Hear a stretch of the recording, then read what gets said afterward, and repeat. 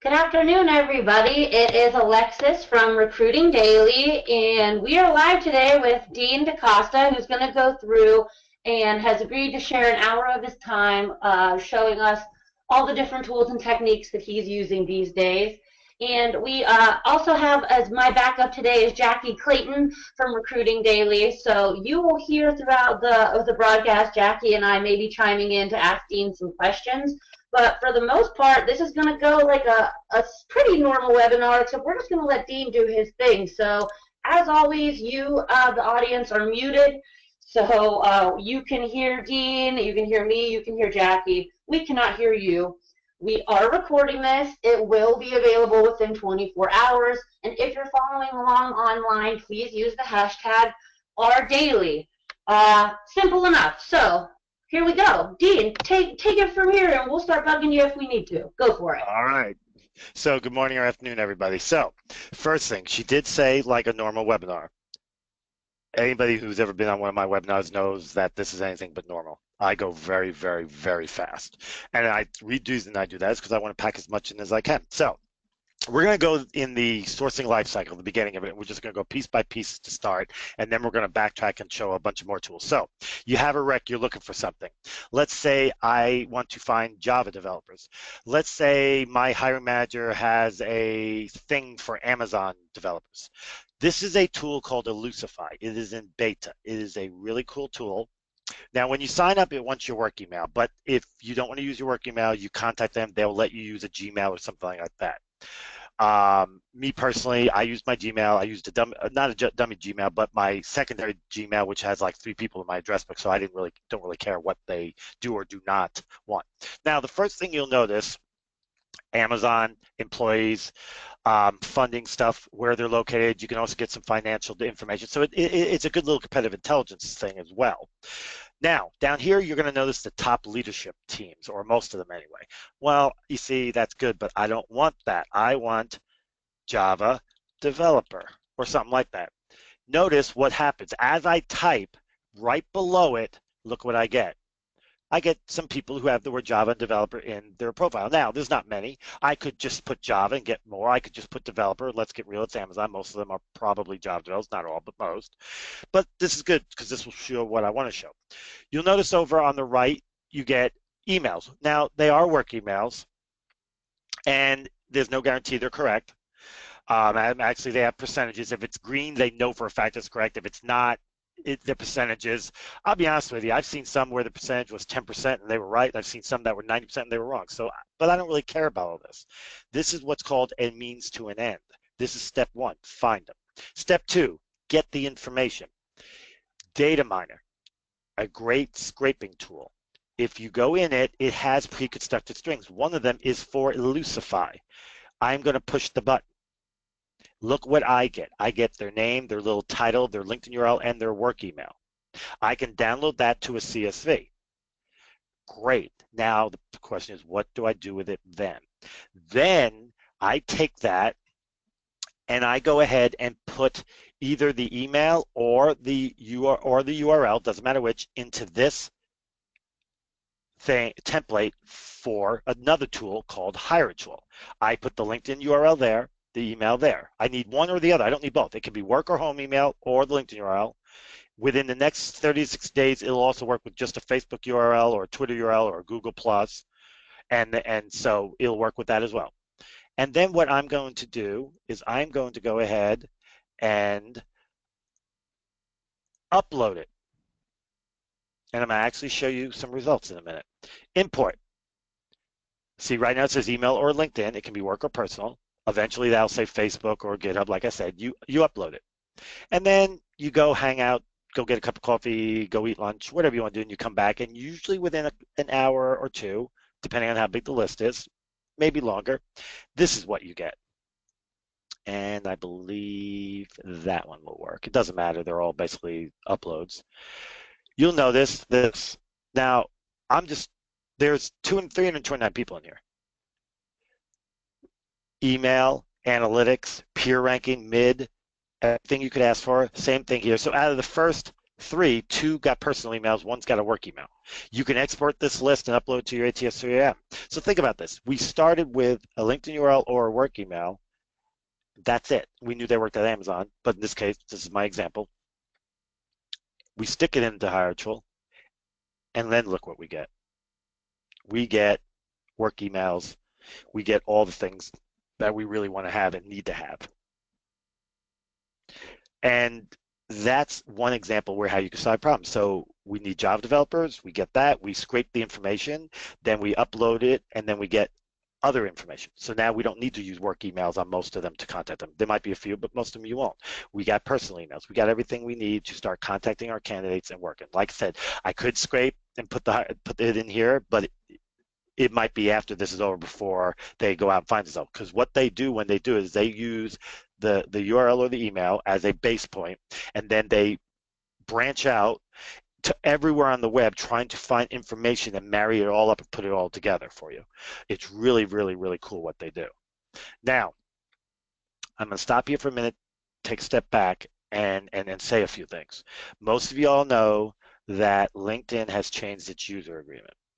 And it's basically don't use extensions, scrapers, and all that do certain things. A lot of people aren't sure what to do. As you noticed, I am not signed into LinkedIn. HireTool, Lucify, and do not have special permissions in LinkedIn. Rule of thumb, and it's not absolute, nothing ever is, but a good rule of thumb is if the tool or extension you're using requires permissions to access LinkedIn or requires you to be signed into LinkedIn, it's probably a good chance it's going to get you into trouble at some point if LinkedIn cares enough to do anything about it. The other thing I kind of pay attention to is if the tool or extension or app or whatever only works on LinkedIn, that worries me. So those are rules of thumb. In this case, none of these tools have access to LinkedIn. I'm not signed into LinkedIn, and any information you're getting is being gotten free on that. These LinkedIn URLs are the free LinkedIn URLs you can get from doing a Google search. So there's nothing against their user agreement being done. Incidentally, buried within the user agreement is this little blurb, and I'm paraphrasing, yes, on occasion, we give permission for fake or false profiles to be created for the purposes of doing a campaign. We at LinkedIn also will create fake or false profiles at times. Interesting. We've always known that they did. They've always denied it.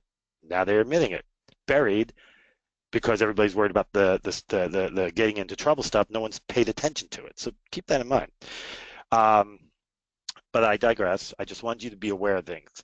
I know of certain tools that do not meet the user agreement, and I know of some tools that are good to go with the user agreement. So, but the good rule of thumb is this: if it requires access to permission to LinkedIn, or you have to be signed in for it to work, probably not good. HireTool does have a Chrome extension, but you don't need to use a Chrome extension to get the job done. As you can see, I just did. Or as you can see, this is an example of what would have happened. I started with LinkedIn URLs that I got off Google. So anyway, so now the question is, what do you do? Well, you found them, you scraped the info, you found contact information, you can load it to your ATS3M, you're ready to rock and roll, but you gotta write an email. Well, there are tools that can help you write emails, and I'm gonna show you a few of them and show you what they can do. One of them is called Textio. Textio is a really cool little tool. It's got some really cool stuff to it.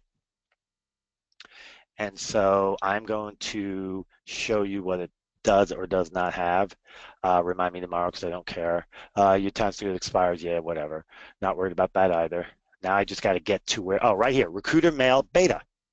This is a recruiting mail beta where it will score your email. I'm going to put an example of one in there just so you can see what it will do. See over here where it's scoring? Give it a minute. Boom, boom, boom, boom, boom. 70. That's like pretty good. Above average is a good score. If I put in the subject, that score is going to jump up to approximately 95. And the reason I know is because I've tested it before. I'm not going to cut and paste more. I just want you to see what's there. So you got your subject line is too short. There is no subject line. That's why the score is so low. Needs more use statements. That's opinions. Mail is too long. Subject line is not engaging. There is no subject line. Could use more engaging questions. So you see, the reason I got dinged twice for the subject line, which I didn't even put in there, which is why the score is low. If I put in the subject line, it's going to hit 95, which is incredible. You want this to be above average or better. You just do. Because that means it's a better email, it'll do more and stuff like that. So that's step one. You write yours here and get the score to be good. The next thing you're going to want to do is check the engagement level of it. Now, to do that, you use a tool which is by Mosaic Track right here, which will actually tell you that. Oh, my bad. Forgot I didn't have that email copied anymore. So I'm going to go ahead and do the thing. And what this engagement level is just how engaging is it? I mean, what are the odds that you would be willing to say to reply to it? That kind of stuff.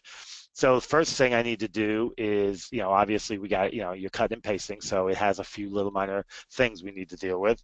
So let me clean it up a little bit for us real quick. Basically, wherever you see those two little circles or squares or whatever they are, that's where your point of paragraph changes. So we're going to clean this up a little bit. Just make sure it's all neat, nice and pretty, and make sure it all works the way we want. Contact me at and we don't even really have our we don't even have our ending where we say sincerely in here. So that's another reason why the score might be a little low. 67% engaging. Now, if I added in my signature block and I added in the subject, that would be 99%. I know because I've done it before. But it breaks it down. It tells you joy, fear, disgust. It breaks down whether it's positive, negative, jargon, important, average, unfavorable, whatever. Now, keep in mind, this is an AI, and so it's kind of generic. The word accident is an unfavorable statement, but the way I'm using it, it's not. So you got to take that into account. None of these tools are absolute. Yes, they're AIs, and they know all this stuff, and that's great, but remember, who creates an AI is a human, and we, as humans, make mistakes. So we know this is, yeah, but 6-7 cents is pretty darn good. You really want 60% or higher. Like I said, if I put in the subject line, put in the signature block, that's going to jump up, believe it or not, to 99%. So that's another cool tool that can help you. So now you've done both of those. You know your Textio score, you know your engagement level, they're where you want them, you're happy. The next thing you need to worry about is cultural issues. Are you saying something that could get you into trouble? Something that maybe could alienate somebody? Let's see. This is Joblint. It's free, and there's the email. Now again, oh wait a minute, I copied it from there. Let me copy it from the page here, and hopefully I won't have to worry about all those little things. Copy, boing. Oh, it still do. All right, so let's do this. Let's separate them. Where's the other next one? Next one's right there. And there shouldn't be any issues with this email at all, but because there wasn't when I originally made it. So hopefully there still isn't. No issues found. As a matter of fact, it says it. No issues found. Now, let's just do this. We're looking to help top male professionals. It picked it up immediately. Problem, you made a sexist comment. It'll pick up cultural issues. It'll pick up recruiter-oriented, too techie, sexism, and realism. So it'll let you know that. Now you're probably saying, well, I know that. You'd be surprised how many people that I've showed this to have come back and say, you know, Dean, I'm so glad because I actually said something that I didn't even think was an issue, but it ended up being an issue. I actually got an email from somebody asking me if I wanted to be interested in being an Oracle developer. Gave me the job description. We're looking for 2 male developers to be Oracle developers, blah, blah, blah, blah. Unpaid overtime is required. Well, number one, why do they have to be male? Number 2, unpaid overtime is illegal. I actually took the job description, stuck it in there, and it picked up both immediately. So trust me, I know you're thinking, hey, I know what I can and can't say. No, you really don't. Trust me. I even do this still. Every once in a while, I'll say something, it picks up. I'm like, really? I never would have thought of that. So it's a good tool. Now, next, Readability. Now you're probably wondering, readability? Yeah, readability. What grade level is the tool, is the email at? Emails that are too hard, because you got to remember, people are going to read them on mobile stuff. People are going to read them while multitasking and doing multiple things. People are going to, I mean, just so many things. So you want to be careful. So I'm not going to run this. I'm just going to show you what the readability score will get you. Oops, excuse me. And basically, right there is all you need to worry about. This grade level, that's the normal readability grade level. This is the overall grade level. You really want it to be 8th grade or less. 8.1 is not bad, but around 8 or less. And the reason is because if I'm on the run and I'm quickly reading it, I'm not going to sit there and engage my brain or say, I got to look that word up. I want it to be, I don't want it to insult me, but I also don't want me to have to, I don't want to have to put on my thinking cap because I'm busy doing other things. So 8th grade is about the level that most people can quickly read and comprehend and have no problems without having to stop and think about it a little bit. So that's a good thing. Now, the most important one after that here is this automated readability level. That basically means, Alexa, read my email. Uh, and believe it or not, my Alexa is trying to read my email behind me. That was stupid. Okay, so okay, Google, read my email. Whatever AI you have that can do that stuff for you, it's going to go ahead and try to read it. And what you'll find is 6th grade is about the automated reading level you want.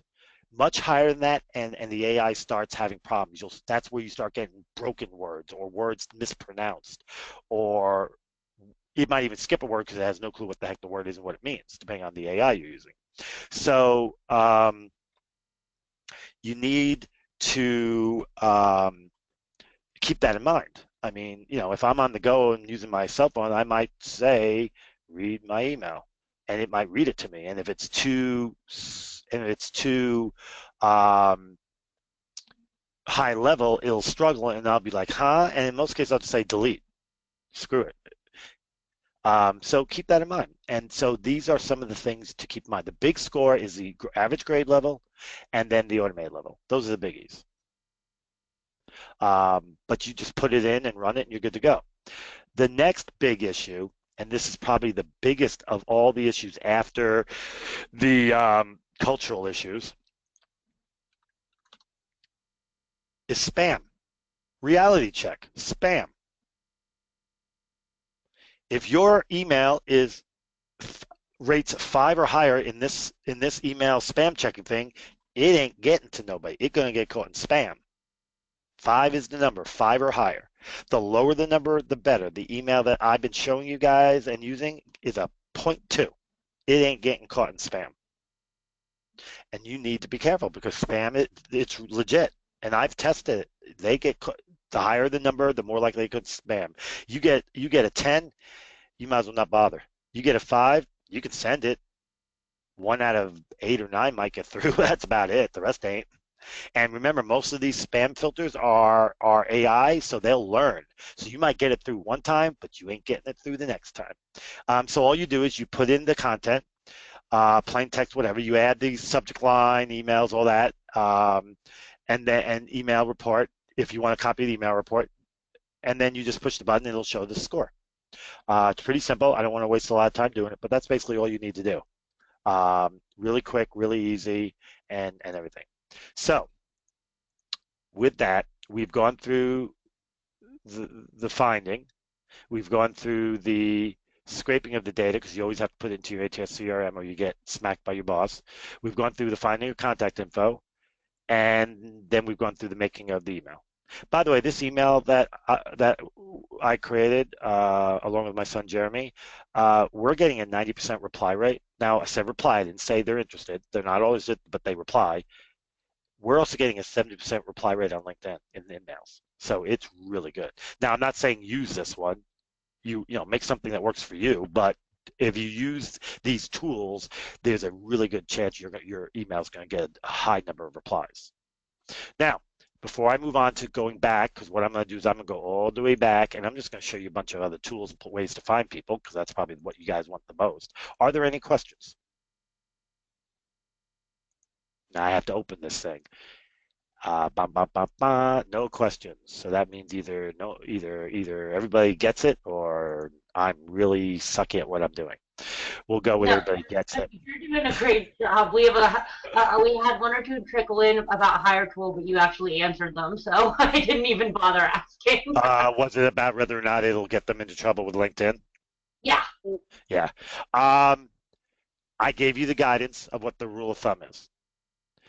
Hire tool doesn't require permissions, doesn't need to be signed in, and according to my LinkedIn rep, it does not violate. According to several other people's LinkedIn rep, it does not violate. FYI, don't ask for, well, can you post that somewhere or something? Because LinkedIn is never going to tell you what tools do and do not violate. You know why?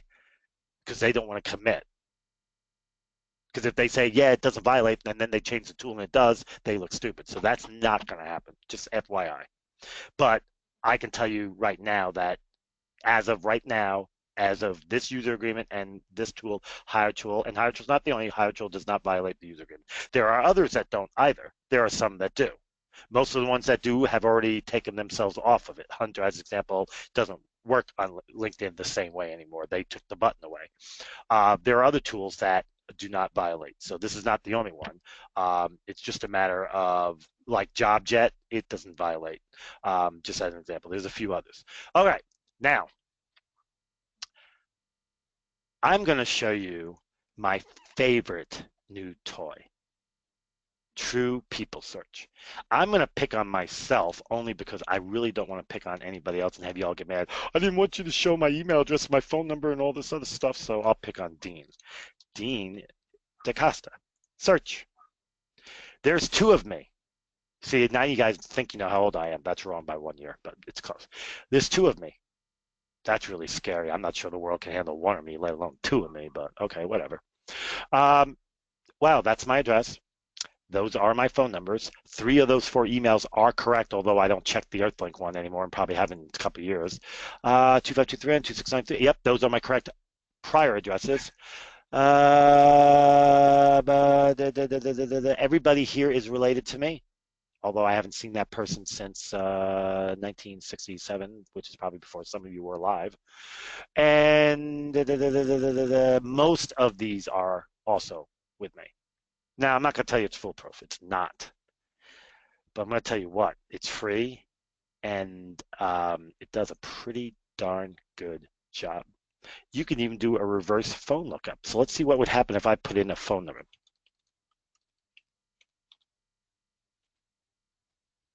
Ooh, look at that. It found me. Found my son, found my daughter, found my wife. Damn. And just think, 2 weeks ago, that was only 49. You can even do a reverse address lookup, and it will find you. So let's see, 25231 133rd Place, Southeast. Oh, good. I've already done Southeast. Kent, Washington. Bing.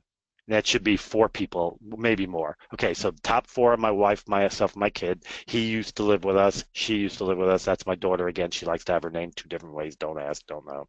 Kids. There you go. So they all work, and they're pretty, I'll be honest with you, about 80 to 90% of the time it finds info. Now, it doesn't always necessarily find phone numbers. It doesn't necessarily always find emails.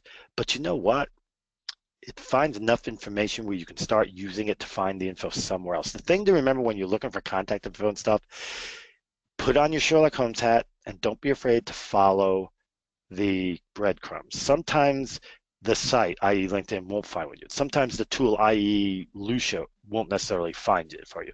But they'll say they got a Facebook page, and then you open the Facebook page, and all of a sudden other tools pop up, and they find their clout. Then you go to clout, and all of a sudden other tools pop up. Oh wow, they have their own email, their own website. You go there, and all of a sudden there's an email. So don't be afraid to follow the breadcrumbs. So I actually did this at Town 42, and there was somebody that popped up, but there was no contact information. But it did give me a city that they had lived in because they had recently moved, and I used that to search on another tool and found contact info. So, think about that. These are puzzle pieces sometimes, and you got to put them all together. But this tool is really cool, and it hasn't been around very long. So now that we've done that, what I'm going to do is go back to finding people. This is called discovered.black. Don't ask me why.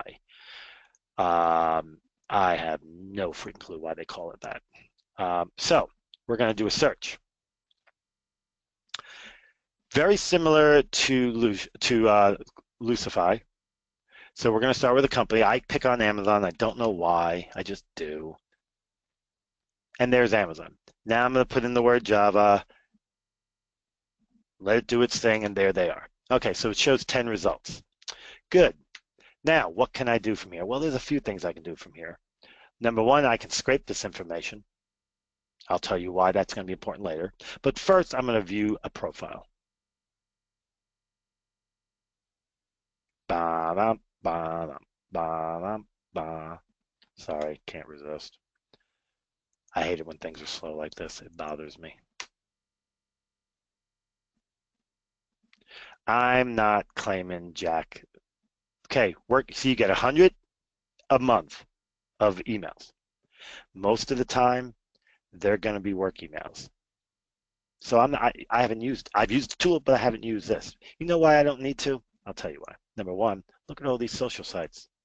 How much you want to bet I go to one of them and I get the email using a tool that doesn't cost me a darn dime? Pretty damn good, probably. But let's forget that for a minute. Let me get out of here for a minute. Let's say I scrape all this information.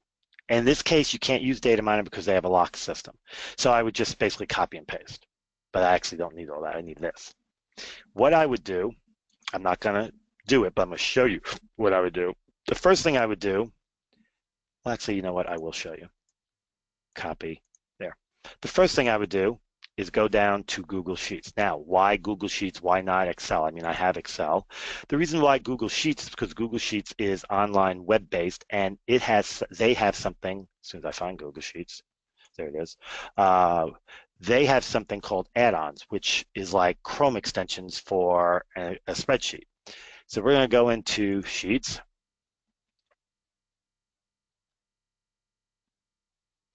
All right, let's see. We'll go into this untitled one. I don't even know what's in it.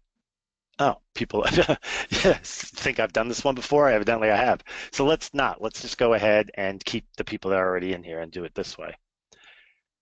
Open it up a little bit. Change this one from Amazon.com to just plain old Amazon, so we keep them consistent. All right, don't even need this. I need these separated. So what I'm going to do is I'm going to go into my add-ons, and I'm going to go into my add-ons. I'm going to go to this where it says split names. Start. That is an add-on that I found. Now it's going to split names. Add columns first and last. My column header. And let's see if it works. Looky there. It split all of them except for Junior. Well, you know what I can do? It's probably because I did something wrong. Oh, here's why. I see what happened. It didn't do the top two, and that's because I said headers. That's my fault. No big deal. Just put them down here. And I could split them manually. I could run it again, whatever. It doesn't really matter because all I really care about is showing you this stuff. So now I have first name, last name, and where they're at. Now, what I would do, I'm not going to do it because it does take a few minutes and I don't want to waste y'all's time. I'm going to go back into Google Docs and I'm going to show you something. And I'm going to go back into Google Sheets.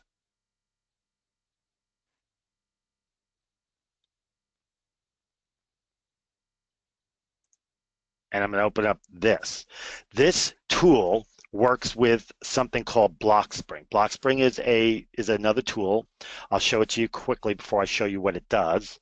And basically what BlockSpring does is it allows you to use APIs. APIs are many little programs that allow for communication between bigger programs, among other things.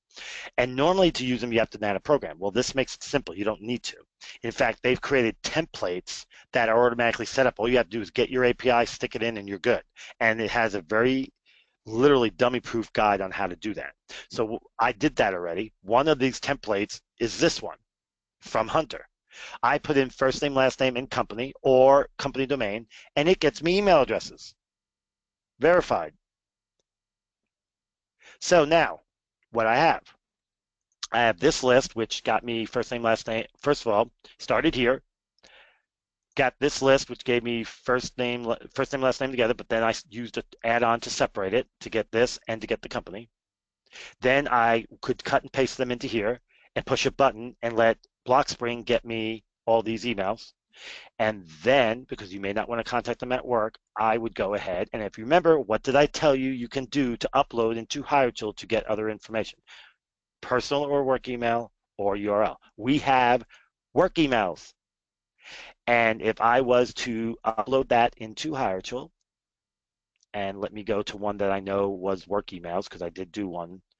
I think it was that one. I'll know in a second. Yes. It on the top 3, it found personal emails for 2 of the 3. The other one, work email, means the only thing it has is that work email we inputted, which you'll get when you get back, which you'll get when you download. I mean, not bad. And now you have your personal information. Now you have the analytics. You have the breakdown of the skills to upload to your CSV and CRM, and you're good to go. That's why I haven't used any of my credits here. I just don't see it. If all it's going to do is get me work email, I'll use it for the search capability because it's cool. But that's all I need it for. And then after that, I'll scrape and do the rest on my own. So are there any questions?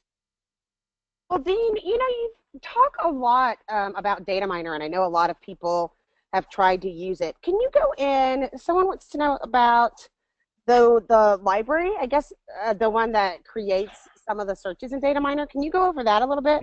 You mean the recipes? Yes, sir. All right, sir. That was my dad.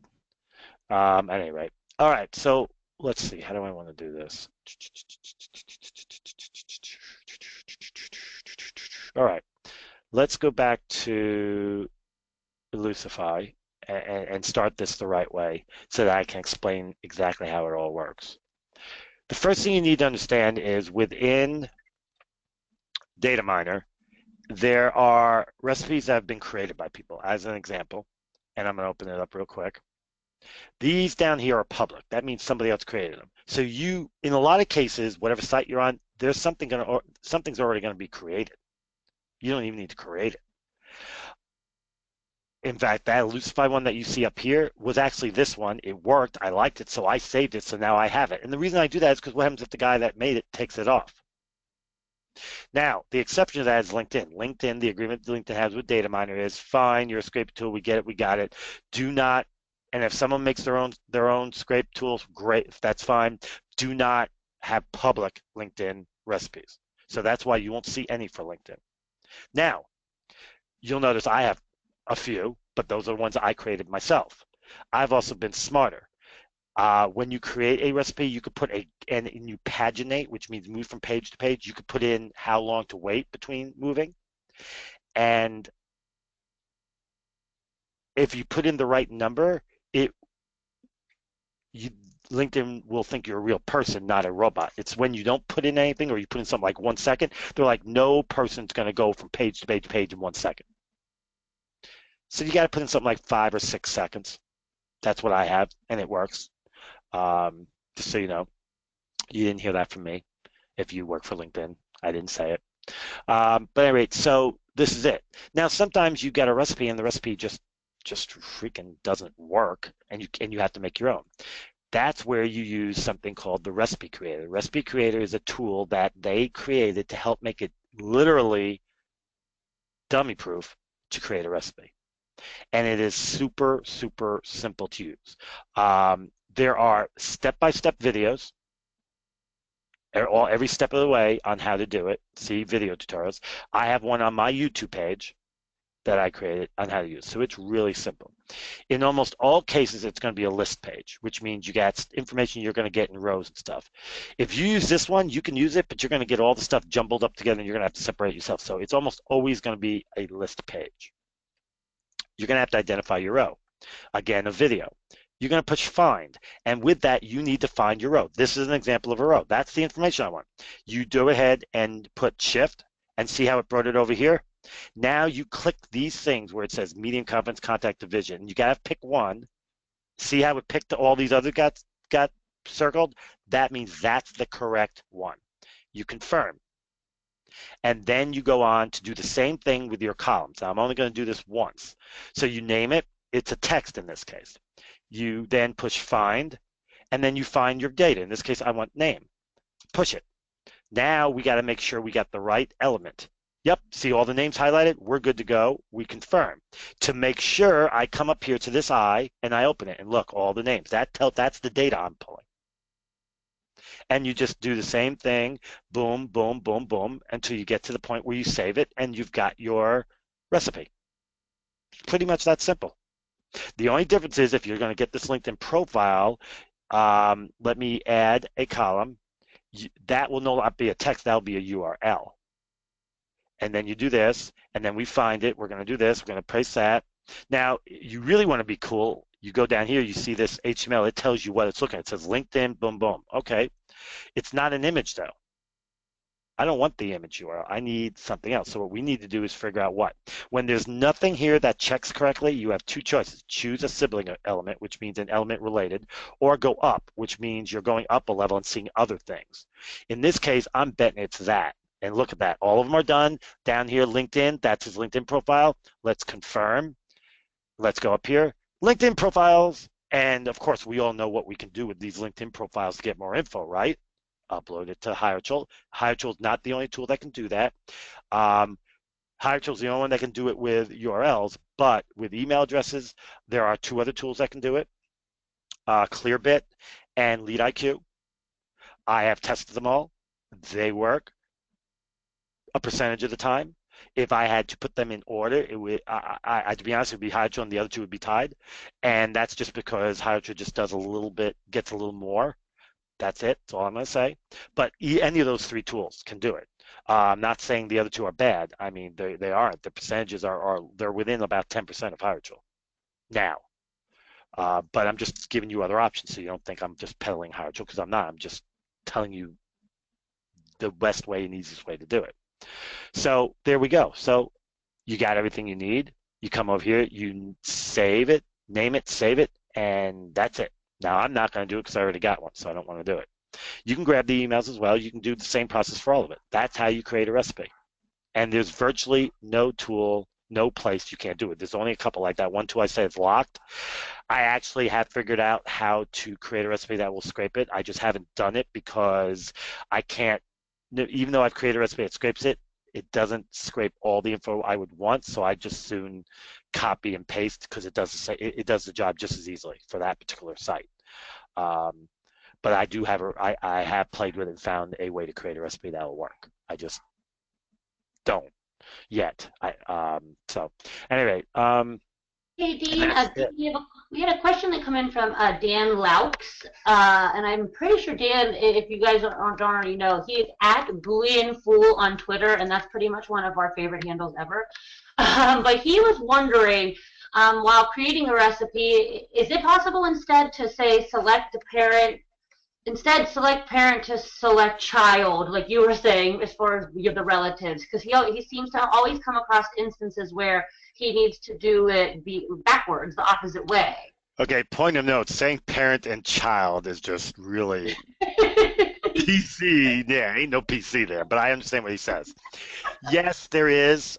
Just read the questions, okay? No, I understand. There's two ways to do it, but you're going to have to play with it. It's a little manipulation. Let me pick something here so I can at least get over here. You see this down there? It says choose sibling ever, and then you have this select parent. So sometimes you don't need to select a parent. You just need to move up the sibling. Sometimes you don't. If you want to get all the sibling elements, you've got to move up about most pages. It'll be 4 parents up will get everything. Sometimes it's 5. It depends on the site. But most of the time, if you go select parent, go, and you move up 4 to 5, one of these elements will basically grab everything. Now, but be careful, because do you really want all this crap up here? Do you really want this open space? Do you really want some of this crap that's on here? So be careful. You may not really want all of it. The other thing, it's also going to take a lot longer to scrape, a lot longer to load. It's going to be harder to download it as a CSV. It's going to be I've done it once, and I swore I'll never do it again because it just got so much information that I really didn't give a flip about. And if you actually go up too high, not only do you get all the data, but you get all the HTML behind the data. Do you really want that? So be careful is all I'll say. Be careful. Um, and I hope that answered your question, because I think it did anyway. That's why I said view elements. Make sure of what you're getting, because if this thing is like 18 lines plus full of stuff, you're getting too much. So that means you're getting HTML code and a whole bunch of crap you really don't want. So did that answer the question? Yeah, I think that was great. And actually, another one came in right after that. I'm wondering if LinkedIn can detect a different person. Sorry, can LinkedIn detect if you are using data miner? That's great. Well, what it can detect is the the quickness in which you look at profiles or change pages. And that's why I said if you're going to do it on LinkedIn, have a gap. If you're going to do it to where it auto-paginates, which means it automatically goes from one page to another page to another page. So if you get 5 page results, you can just get them all. Make sure there's a gap in how long it waits to go from page to page. Because if it's too quick, they're assuming you're a robot, which means they're assuming you're an extension. If it's a decent wait, then they don't. Usually when I do something on LinkedIn, and I'm not saying I do, I'm not saying I don't, but hypothetically, if I was to do something on LinkedIn, I would do my search. I would make sure I have a pretty good gap between pages, and I would run it and then do something else, come back in 15 minutes, and knowing the scrape would be done. That's how I would hypothetically do it if I were to do it. I'm neither confirming nor denying I am or am not doing it. That sounds embarrassing. Now I sound like a freaking politician. But I don't know if anybody on here is on LinkedIn, so I've got to be careful for now. But anyway, and the same thing holds true. To be honest with you, I have a gap. I have a gap in all of them. If I have auto paginate on or auto scroll, where it means it automatically goes to the next set, I always have a gap. And I do that for a couple of things. Number one, I do it so nobody gets mad at me. Number two, I do it for the server's sake, for my computer's sake. That gap gives my computer, gives the server, gives a chance to kind of take a breath. It sounds stupid because they're machines, but you and I all know that servers can crash. You do too much on them, they crash. And I'm like, let's not be stupid about it. I'm not in a huge hurry. I'm going to be getting information quicker than anybody else about stuff that nobody else has got. So I can afford not to be in a hurry. And so I almost always have a gap. Usually it's at minimum of 6 seconds. The only time I won't use a gap is if I know I'll never be back to the site again, and then I don't really care. So now, are there any other questions before I make a talking point here real quick? Nope, go for it. All right. So if you do a search out there and you end up with a site that tells you the Java Developer Conference and it lists all the speakers, first name, last name, and where they work. Now, most people would say that's worthless to me. I'm saying this to remind you so you guys think outside the box. If I got their first name, their last name, and their company name, I could scrape that, stick it into the Hunter tool, get their work email, stick that into HireTool, and have everything about them I want to know and probably some things I don't want to know. So what I'm doing is, when I talk about tools and stuff and I talk about tips, tricks, and everything, and I talk to a lot of recruiters, I always hear them talk about tools myopically, meaning in them of their self. Yeah, this tool's great. It finds content information. Yeah, but now imagine if you combine that tool with this tool and with this tool, what it could do. I never thought of that. Well, we need to think about it because if you combine tools, you can come up with some incredible things. Like I showed you, I went from Elusify to DataMiner to HireTool. I went from whatever Black did, Discover Black, to to Google Sheets, to BlockSpring, to Hunter, to HireTool. Think about it. Just don't think about that one tool by itself. Think about, okay, that tool gets me this, but if I did this, I could get this, and this is better. That's really important. Whenever I see a new tool, and I just saw one late last night, I always think, okay, great. Number one, do I need it? Number one, is it any good? Number two, do I need it? Number three, well, number one is, does it work? Number two, is there anything else that does what it does? Number three, do I really need it and will use it? And number four, how can I use it with other tools to do even more than what it says it can do? That's kind of the way I work. I never think just about the tool in and of itself. If you did, we wouldn't have Chrome extensions because everybody would think, well, I'm on Chrome sourcing. That's all it is. No one would look for Chrome extensions. Nobody would look for add-ons in Google Sheets. And I can go on and on and on. How do you, pardon me, how do you find out about all of the extensions so fast? Like, I know that sometimes people reach out to you to test them, but are you always searching for tools, or do you have something that alerts you when a new one comes up? Well, I do have some things that do alert me. I have a Google Alerts, but I also do once a week or once every couple of days search. And one of my favorite searches, although I'm probably not going to do it as much, is this one. LinkedIn Chrome extension. These are all LinkedIn Chrome extensions. It's really that simple. Now, what I'll do usually is I'll change that to, say, the past week. There you go. Now, this one, I got to see what that's doing. One-click custom adding from LinkedIn and Google Maps to map my customers. Okay, wait a minute. If you can map a customer, you can map a candidate. If you can map a candidate, then you can map the density of a particular type of candidate. If you can map, you see my thought process here? This is not a tool most recruiters would pay attention to. I'm paying attention because I'm thinking, okay, now wait a minute, what else can it do? How can it help me? Now I'm kind of curious if this is Data Miner or a different scraping tool.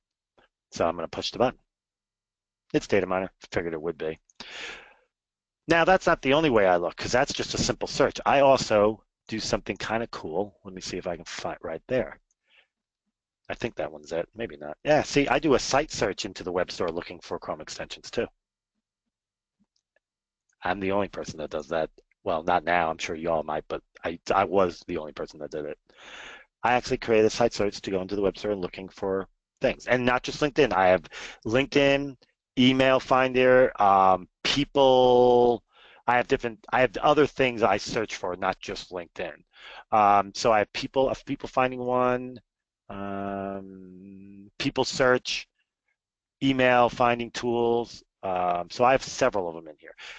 This tool here is temp marks. It allows me to temporarily bookmark something and easily get rid of it, and that's I keep them because I check them fairly regularly. Like I said, at least once a week, if not more. I haven't checked this week because I've been at Pound 42 all week. So there you go. Now, this is interesting, Email Hunter, because Email Hunter, recently updated by the way, is not on LinkedIn anymore. They don't have that button anymore, so you have to use this up here.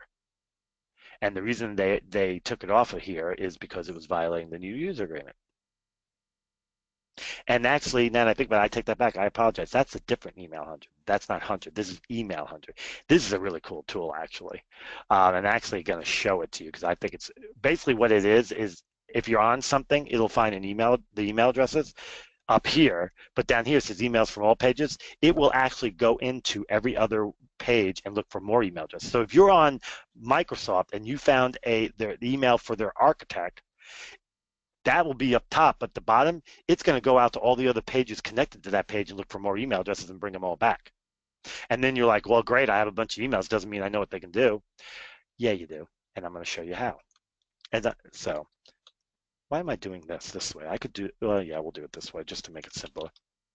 Hey, really quick, while you're looking that up, we had another question come in from Ian Miller, and he was wondering how, I mean, without having to really find out the hard way, how do you know that you're using a legit extension? How do you know they're not, scraping you and you're not getting some kind of spam that you're just tacking right onto your, Well, number one, pay attention to what permissions they ask for. Well, yeah, like I said, other than finding out the hard way. Well, that's what I'm saying. Pay attention. If you put in an extension that says we need access to your Gmail, your this mail, and this is what it's going to do, you got to decide, is it worth it? The other thing is get a security software. I have Avast sitting right there. It ain't gonna let me put on something that's gonna harm my system and pull data. Every time I put on something and I don't give it the permission, it pops up saying this thing wants permission to do this. This is what it's gonna do. We recommend this, and I say no or yes, or I have it automatically set to where if it needs this, don't let it on. This and 360 security are the two I would recommend, either one of them. They both will monitor all that for you and saves you a lot of trouble. Cool. Now, let's run this. I used Hydro to create the string, and then I added Gmail because I'd like Gmail email addresses, if possible. And as you can see, Gmail, somewhere in here, yeah, Gmail. Now, this tool up here is called Email Qualifier. Email Qualifier pulled all these. Now let's see what happens. Didn't pull them all, pulled a few. Notice how it's finding profiles? LinkedIn? Dun, dun, dun, dun. Now imagine you took all these emails that this tool found, all these down here, and you copied them, and let's do it. Well, we're not going to copy them all because I don't want to be here forever. Let's just copy that group. Now, this is a web-based app, so you need to have a web-based thing to work in. You can either use Google Sheets or just a simple edit pad. Put it there. Give the tool a second to read it, because it does take a second to read it and go out and find stuff. As you can see, it hasn't found anything yet. There we go. It's found. So, and then you get this, and then you just click. And look, these two you know for a fact are good. Doesn't mean this is bad, just means they may not have a very robust profile. The only place they may be is LinkedIn, and it may not be it may not be in a way where it can prove it's on LinkedIn. It may not be matched in LinkedIn in a point where it can actually go in and match to its LinkedIn profile. But it found the other two and matched them right to a LinkedIn profile. Right there, and then Facebook, Google+, all these. So that's what you can do with all those emails you found. Stick them in here and start matching them up. And by the way, you can download the results to a CSV, which will include all the social sites that the information was found on. So now you can say, I got all this, and now I can go ahead and match him up and say he's a developer contact, developer contact, developer contact, developer contact, or whatever you're looking for. So that's how you can do it. Or you could take all those emails and stick them into a CSV and upload them to Hierarchy and let Hierarchy do the work for you. Or Clearbit, or Talent IQ. So, but remember, it all started here. And you can scrape all those emails, either using, back up, Dino. Either using this tool or this tool, see all these emails, and then there's a whole lot more, or, let me get down to the bottom here, or using Data Miner. Since this was a LinkedIn Google search, this will only get emails. This will get, I believe that gets them all. Google LinkedIn search, let me validate that through the miracle of running it. See, I get their name, I get the URL, which will also work in certain places. I get this, and then there's their email right there. And if I don't want to get this thing and have to figure out what their email is, I go up here. Oops, sorry, wrong tool. I go up here, and I just get emails, and there's all the emails. And then I upload those. Either way. Now, again, I am not logged into LinkedIn. I am not, none of these tools have permission on LinkedIn. If I was, I wouldn't see some of these people because despite what they tell you, even with a recruiter license, you can only see about 8% of the people. You can see all of them by X-raying though. All of them. Ain't nobody can hide. By the way, you see that little check mark by Avast? That tells you that that particular site's good to go as well. Safe. So. Hey, Dean, somebody was asking if you ever use Evernote's web scraper as a tool. Who? What? Huh? What was the? I didn't hear the name. What was the name? If you've ever used Evernote? Yes.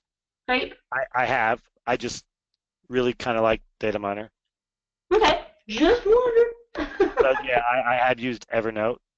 Not only have I used Evernote to scrape, but I've actually used OneNote to do something pretty cool. I'm not going to show you. I'll just explain it to you. So when we go to SourceCon, we get a list of all the attendees usually, but it's a written list. It's kind of a pain in the royal behind. But if I go ahead and actually let me see, I might be able to show you quickly because this is a really cool thing that nobody seems to ever think about or use or do. Oh, wait a minute, what am I doing? I should have OneNote over here somewhere. Uh, ba, ba, ba. OneNote, OneNote, OneNote, OneNote. Not two notes, but OneNote. Excuse me a minute. Okay, I guess I'm dumb and I didn't put it there. PowerPoint, Outlook, Excel. Okay, anyway. So in OneNote, you can actually take and put a picture in there. So if I scan in and put a picture in there, I can do it. Then if I right click, I can pull text from picture. And if I pull the text from picture, I then can stick it in here. These are people that were at the 2006, oh no, that's my webinar, excuse me. These are people that were at the 2014 fall SourceCon. And all I did was scan in the list and then pull text from picture and paste it in here, and I got everything about them I need. Now you're probably saying, well, how do you figure everything I need? Well, I know where they work. I know their name. I go into Google Sheets and separate the name. Then I go into Blockspring Hunter to get the work email. Then I go back into one of those three tools to get all the rest of the info on them. I'm good. Now I also know they're all recruiters usually, or marketing or something like that. So if you happen to get a written list, you can still get the job done. So don't think you can't. Sorry, I can't show it to you because I don't feel like sitting here and trying to remember where I put OneNote. It's in here somewhere. All right, so we have a little more time, I believe, correct? Yes, no, maybe so? I mean, we've got about three more minutes. Well, I'm going to show you guys this site. Some of you may know it, some of you may not.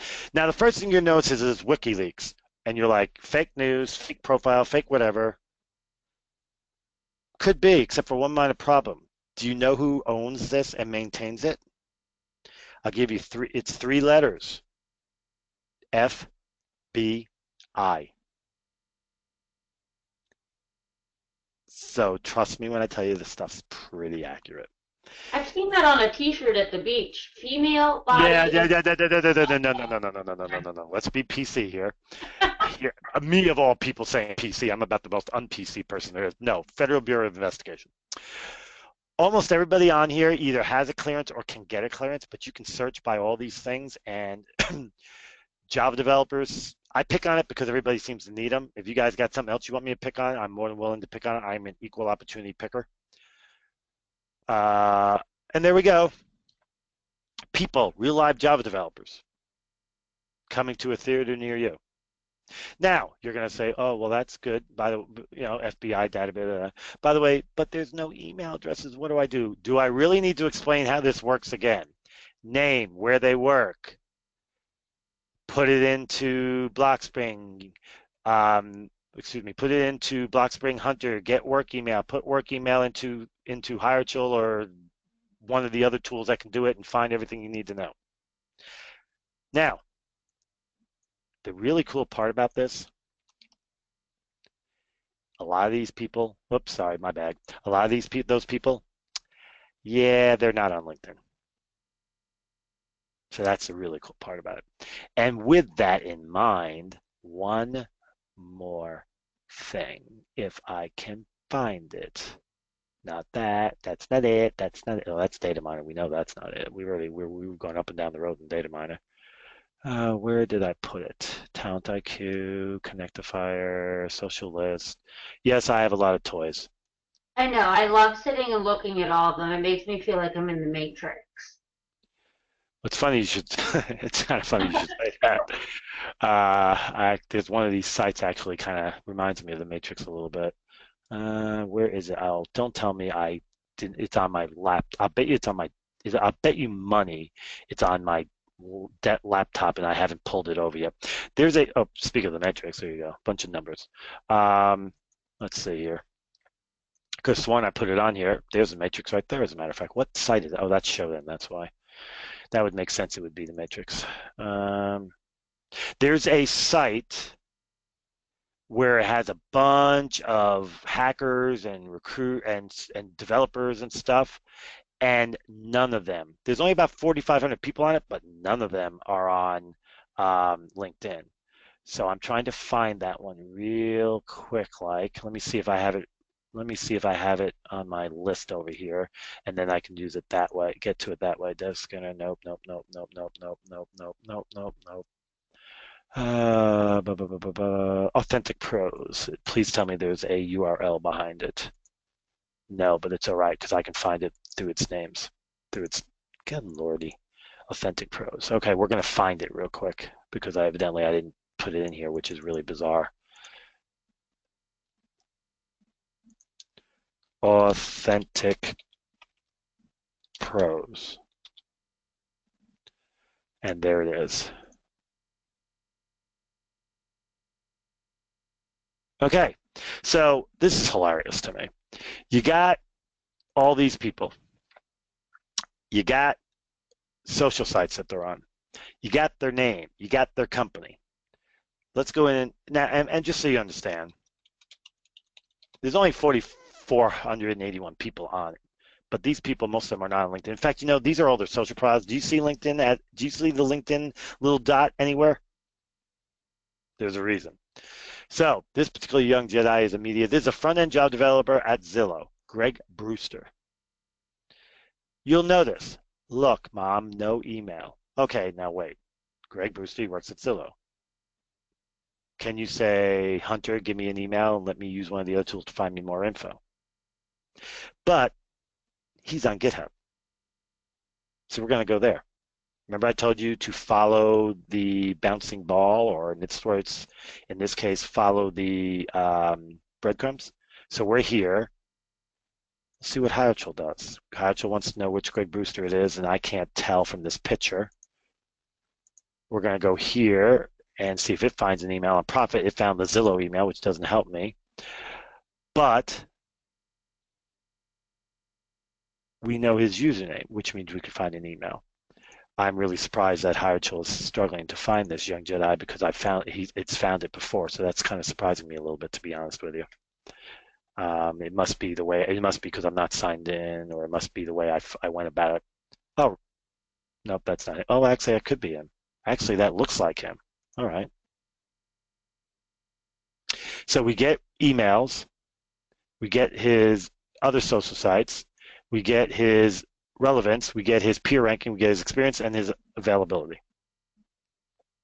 Now we're assuming that's the same person because the pictures look the same. Might not be, but in this case, we'll just assume it is. But there you go. So I don't really care. It doesn't give me emails because I'm going to get what I want anyway. I got what I need, name and where they work, and then all these other sites I can go to try to find information on people. That was Greg Brewster. Let's see what happened if we did Kevin Murphy and we go to GitHub. Well, Kevin Murphy's on that site. We know that for a fact. He's also on Facebook. Hyochel has nothing on them. They found a work email, but we already knew that. So that's how you go ahead and do it. That's how you can go ahead and use this site here to find people that other people aren't finding. Now, just as a point of note, I'm in Hyochel. I'm going to do a GitHub search just so you guys can see what GitHub normally will find on somebody. I'm suspecting that one didn't work because of the way we went in. We didn't go in through Hyochel, so we had no way to really match up people to the data. So let's go into Hyochel, go in through Hyochel. Okay, here we go. There's a pretty good shot that person's here. There's 1,078 people, so there's a pretty good shot the person's sitting in here somewhere. Let's pick on Kush. I love picking on this guy because I like this picture. I don't know what it is about the picture. I think it's hilarious. He's got his own website. Yay. Hyochel has several emails for the young Jedi. We're waiting for the circle to get done as it puts pieces together for you. Based on that picture, he's a very young Jedi. Yeah, well, obviously that picture isn't up to date, obviously. I think I have. Here we go. Here's languages. Now this is something important, and this is why you really want to go into GitHub this way because of what else Hyochel can give you. Experience, peer ranking, entrepreneur, expertise. You see this? It's actually going through the code looking at it, grading it, deciding how good they are at whatever language it is they're coding. Newer code has priority over older code, obviously, because the idea being the more, obviously newer you should be better because you've been doing it longer. He's a 4.5 star at Java. Interestingly enough, he's a 4.5 star on C. Okay, that actually makes some sense. But what I like when I look at this, if I'm looking for a developer, I'm like, okay, wait a minute. He's a 4.5 on Java, which means he's pretty good. He also is a 4.5 on C Sharp, which means he also works in the Windows environment. But he's also a 3.5 in Shell, which means he's working in Linux or Unix as well. Downside, he's only a 0.5 star in Python, which means some of the newer quick languages like Python, Ruby, and some of the others he hasn't done a lot with yet. And that's not necessarily a bad thing. But that's what I get from here. Now you're probably going, well, how do they do it? It's an advanced algorithm that does it. And I actually know him, and I know several other people on here, and I've actually talked to them. I've talked to people who know them, and so far, for the most part, this grading system that they're doing seems to be fairly accurate. When I look at it, I'm like, okay, they're saying 4.5, which means he's probably no worse than a 3.5. Definitely not a 5 because that's perfect. And last time I checked, the only perfect is whatever deity you pray to. So 4.5 would be the most I would expect. If I see a 5, I'm going to call Hierarchical and tell them they screwed up. If I see 3.5 or higher, I'm feeling pretty good about it. If I'm looking for the God's gift, if I'm looking for the Java developer to end all Java developers type of deal. If I'm looking for a mid-range person, then if I see 2.5 to 3, I'm happy. Or 3.5 maybe. So that's kind of how I use it. But this still comes in handy because guess what? It's more than what you had before. At least you have something. You have a rough idea. If they knew whether or not they were looking, it's not always 100% accurate, but hey, at least you have a rough idea. And if it had salary information, again, at least you have a rough idea. You can add them to a pipeline so that when you go to your higher desktop, he's sitting there. He's already on mine, so I'm not going to add him a second time. So that's just, I'm suspecting the reason why we didn't get a whole lot on some of these people out of Hierarchical as an example is because of the way we're going in. Hierarchical's not able to connect the dots easily to get the info we want.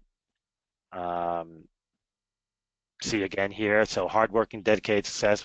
So Andrew design front end. This is probably him, I would say, based Seattle, Washington, based on what he says. So this is probably him. And they're having problems getting info on them.